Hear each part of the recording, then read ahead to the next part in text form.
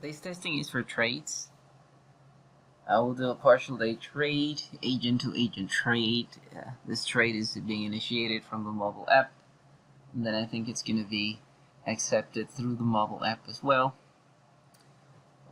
This agent here for the week of the 17th is working Monday through Friday from 8 a.m. to 4:30 p.m. We'll try to get rid of the couple intervals, try to trade out a couple of intervals with a specific target agent. So let's do the 19th, and then yeah, let's try to trade. Well, let's do a different day. Let's do the 18th. I'm gonna trade these 3 intervals, just slide it left. Then next, then we'll selecting agent. Since this is an agent to agent one, we already know who to trade with. That's going to be Paul. So searched for Paul, selected Paul. Now we're hitting next. And then these are all the possible segments I could work and return. I'll select just one. And then there we go. The request has been sent. Now I'm waiting on the other agent to respond to my request. So this is the target agent experience who just got the push notification through the mobile app.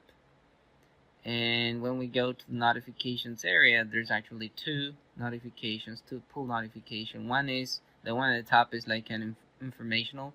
Oh, and I just got the email with the offer, with the shift trade offer with all the information. However, I think we're gonna go with the mobile app for now.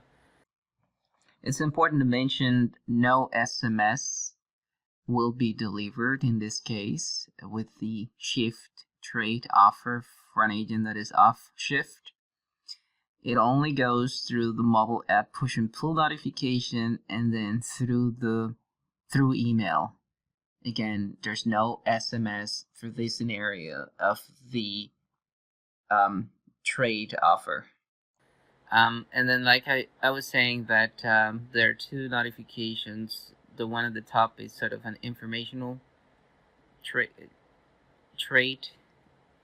notification, pull notification that says Paul would like to trade shift of the 18th from 8 to 9:30 for your shift of the 18th between 7:30 and 9, includes the time zone. So I'll get rid of that notification. And then there's this other one that's called a scheduled trade request. It says pull Hardcastle for my shift of 7:30 p.m. to 9 p.m.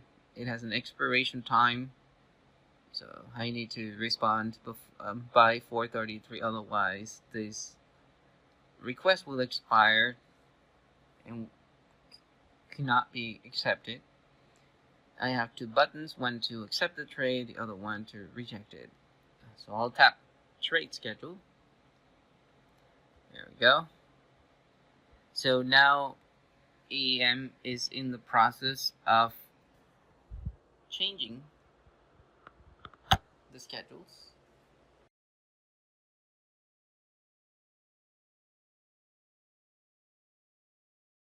Here we have, so I got a bunch of things. First, a push notification confirming that the schedule was changed. But then also another push notification before telling me that the trade was accepted.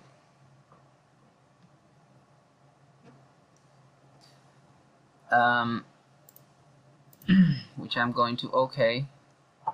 There we have it. The 2 pull notifications. This is back to the source agent. One confirming that the schedule has been changed, and another one that came in before saying that the trade has been accepted. We can clear that notification. This one cannot be cleared. That seems to be an issue. And then We also received, because I'm logged into the agent portal, then I also got the web messenger alert for the source agent, and I'm also logged into the agent portal as the target agent, so I also get the web messenger alert with the schedule change confirmation. Now regarding the source agent, continuing with the source agent, I should have received an email. Oh, there's actually two emails. One email is the confirmation that the trade was accepted by the other agent, and then the other one is the confirmation of the schedule change. So I also got two emails for that. I should have received an SMS confirming, well, both agents really should have received an SMS confirming that the schedule has been updated.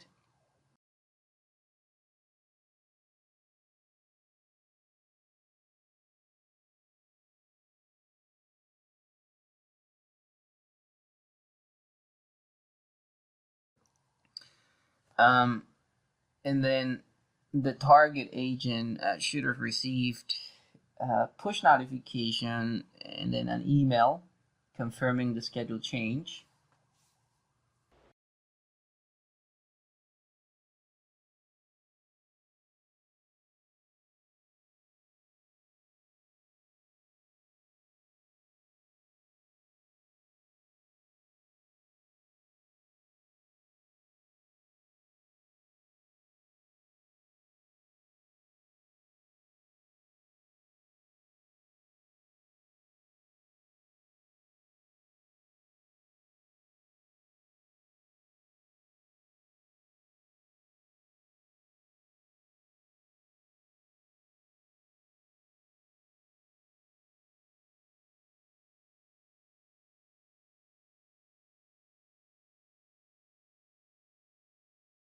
And then finally, we want to review the schedules and see how they were changed. So for the 18th, then we have a trade-off here from 8 a.m. through 9:30, right? That's what we traded out. And then later on, there's a trade on from 7:30 to 9 p.m., but of course, that created a gap between 4:30 and 7:30, as expected. So then the break and lunch were reorganized accordingly. So schedule, well, let's analyze break and lunches a little bit. So shift would start at 9:30 a.m. and then a break was added 1 hour and 30 minutes into the shift, and then the lunch was added 2 hours from the end of the break, which is the 7-hour shift length. Break and lunch rules: break 1 hour and 30 minutes, lunch 2 hours later. That's good. The schedule was changed correctly. And then as for the other agent, let's look at that on the 18th. So we get, all right, the trade on was added from 8 to 9:30 as expected, right? So this is the other agent, target agent working for the source agent, and then that created a gap between 9:30 and 3:30, the beginning of the shift, which is okay. And then here we find the trade-off from 7:30 to 9, which also it's a gap itself. But in this case, and that's how it is. That's what the agent accepted. But then that created a segment from 3:30 to 7:30, which is a 4-hour, and then it added a break 1 hour and 30 minutes into the shift. So let's see, 3:30.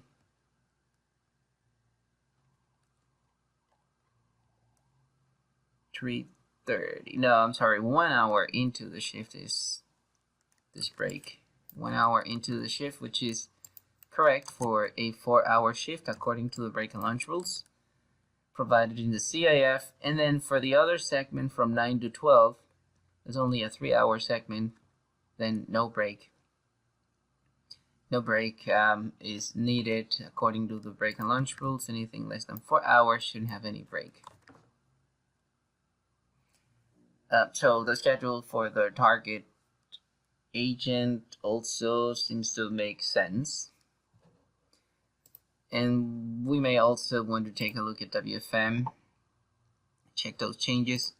So here's first of all the source agent. So on the 18th, then there's this activity code, which is the trade-off. This is where the time was traded out according to the audit trail. It went from this shift to then removing this piece of the shift and then adding this other piece here, creating of course the gap. And then the first break was rescheduled, lunch was rescheduled, second break was dropped according to the break and lunch rule, so that looks good. And then as the target agent, according to this, there we go. So the trade on was added right here, and then there's a gap, and then the trade-off was added right here, and that's again a gap itself. So it went from this shift to adding time here and then removing time there, and then adding a break for this segment. That segment is being treated separately because really this here it's a gap, it's unscheduled time. So I think schedules for both agents were changed successfully.